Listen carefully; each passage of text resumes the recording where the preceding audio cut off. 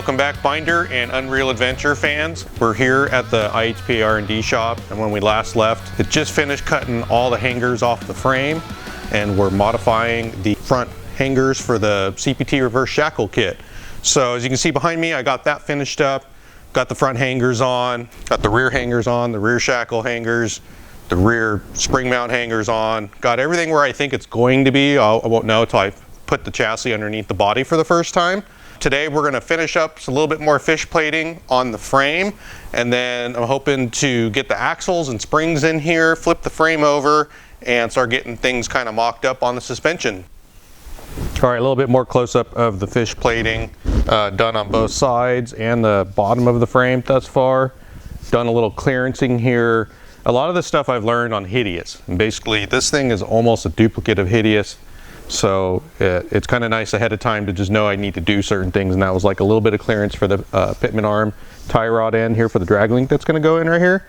So we've done that, bottom plated up to a certain point, and these will get Frenched in here. Usually we drill a hole, sink them about yay high. I'm going to actually be probably cutting just a little bit out and putting these about sink halfway in to get additional lift. As one of the reasons to extend the front hangers, this needs to come down lower, so then the whole suspension is a little bit more height compared to Hideous. I'm shooting for 3 inches overall belly pan height over Hideous if it had the same matching tire size. So plated again inside here, except for right here where the exhaust would go, because I'm going to need that room. When I put the engine in and transmission transfer case, I do plan on shifting this to the passenger side as far as I can. I mean, we're not talking much, quarter, half an inch at the absolute most. But again, to help a little bit for driveline angle and from underneath for oil pan clearance to the front axle, because I've been there, done that on Hideous. So got my CPT X-brace on here, and I made sure that, again, this whole inside is plated. There's not enough room to do that on the passenger side, but that's okay. Like I said, this is the steering box side. I actually want it as strong as possible, and I'll probably still yet throw on one more plate, one of my CPT steering box plates to the outside, just for a little bit extra thicker measure there. And then one last thing, again, I've welded this frame end to end, both sides along the whole thing. Again, I had experienced a lot of frame cracking on Hideous, and I want to alleviate those problems. So doing all of that, and then again, by fish plating, there's a lot of these oval holes in the frame, and that's where a lot of the cracks through the frame was happening on Hideous. So the goal is to cover up all these holes in the frame, especially at the strategic points of where the suspension points are. It's where a lot of twisting and all that's going on. So let me get to it.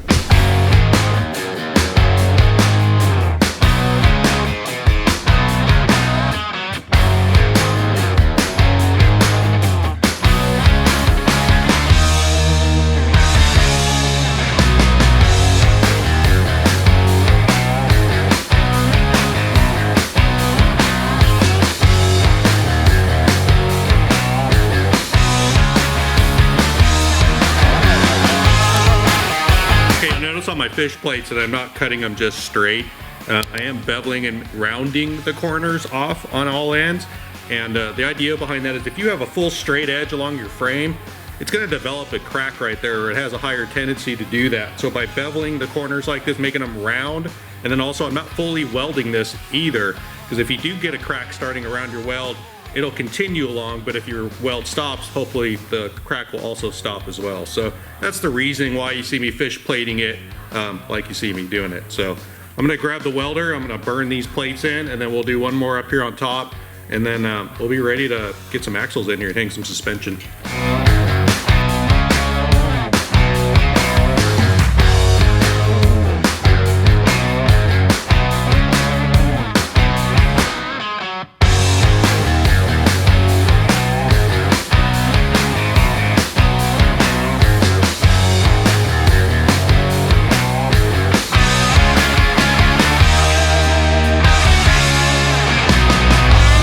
Got the bottom of the frame here plated, and I'm going to take some of my tools and junk off of here and get this thing out, get some axles in. Pretty excited to see this next part.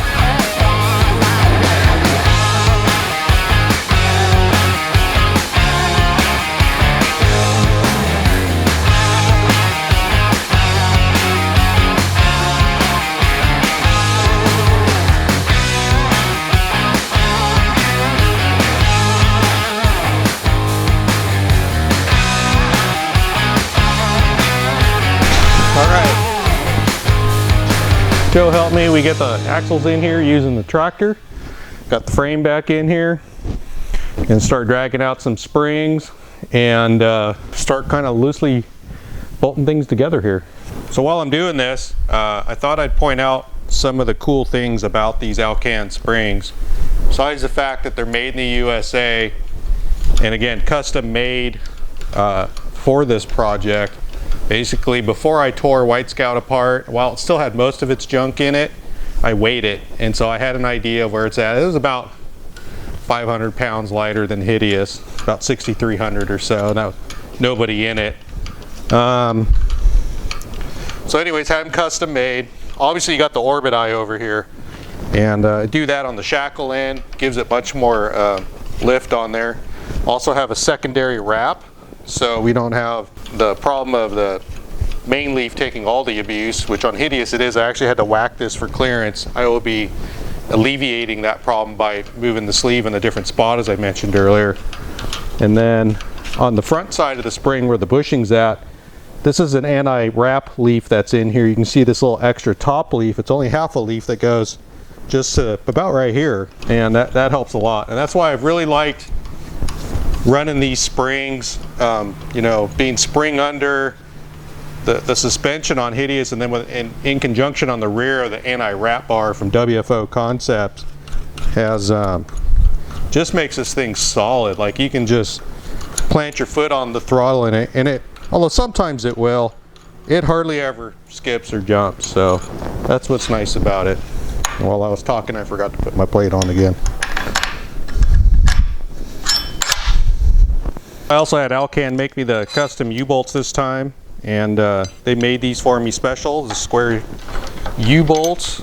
And for those not familiar with Hideous suspension and how all this works, essentially that and this is going to be its lowest point, because that will slide just like that on each one when it's all tightened up. This gap will go away. This will be all flattened out.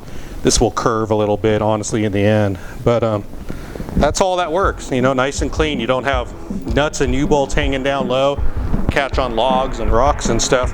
Makes it a lot smoother. Been working great on Hideous for years.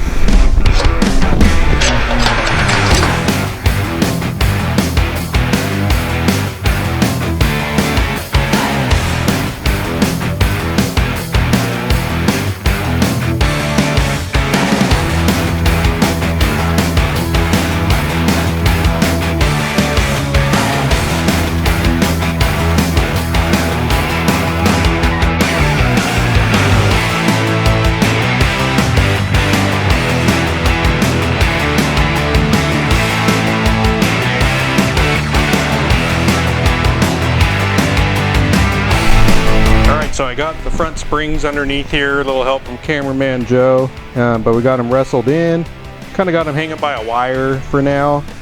Got that spring perch underneath that side, and then I remembered I forgot I need to build like an offset plate for this, because where it sits, as you can see, the housing here is basically over the spring. This isn't going to fit the housing very well, and what I did on Hideous is I still welded this to the tube, did a flat plate that came off of here, drilled my center hole, and that's where it worked at. So I'm going to leave this where I'm at right now. So I still got a little bit of grinding underneath the front axle housing before I can make this perch, and I also got to shim that side 1/4 inch to compensate for what I'm going to do here.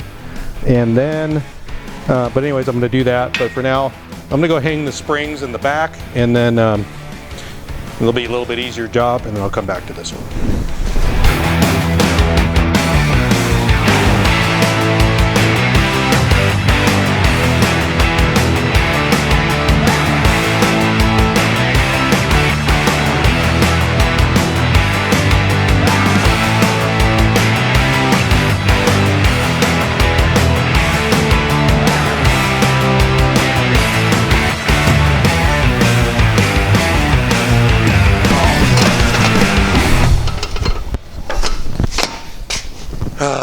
Well, boys, it's about lunchtime and I'm kind of pooped, so we'll just end this episode right here.